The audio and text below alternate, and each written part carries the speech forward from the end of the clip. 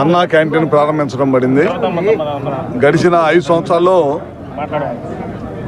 అన్నా క్యాంటీన్ని రద్దు చేయడం జరిగిందనమాట. గతంలో మన ప్రభుత్వం, తెలుగుదేశం ప్రభుత్వంలో అన్నా క్యాంటీన్ ద్వారా రోజుకి 500 మందికి మధ్యాహ్నం భోజనం కానీ, పొద్దునే టిఫిన్ కానీ, మళ్ళీ సాయంత్రం భోజనం పెట్టి చాలామంది పేదలకి ఆకలి తీర్చే కార్యక్రమం పెట్టాం.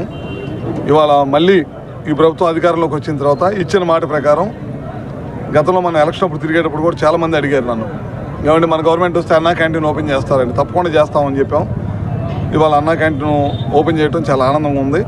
అదే కాకుండా ఈ ప్రభుత్వం అధికారంలోకి వచ్చిన దగ్గర నుంచి 60 రోజులు దాటింది.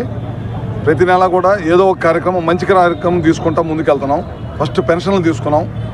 ఇచ్చిన మాట ప్రకారం 3000 నుంచి 4000 చేసాం. వికలాంగులకైతే 3000 నుంచి 6000 చేసాం. పూర్తి వికలాంగులకైతే దాదాపు 15,000 రూపాయల దాకా పెంచడం జరిగిందనమాట.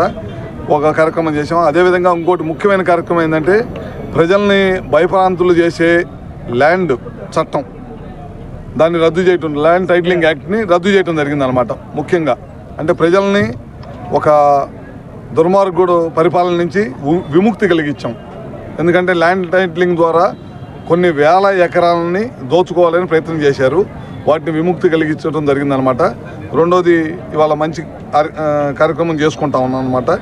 ఇచ్చిన మాట ప్రకారం ఏదైతే మనం ఎలక్షన్ క్యాంపెయిన్లో కానీ ముఖ్యమంత్రి గారు ఏదైతే చెప్పాడో ఆ రోజు, సూపర్ 6 కానీ అవన్నీ కూడా తప్పకుండా ఒకదాని తర్వాత ఒకటి చేసుకుంటూ వెళ్తాము.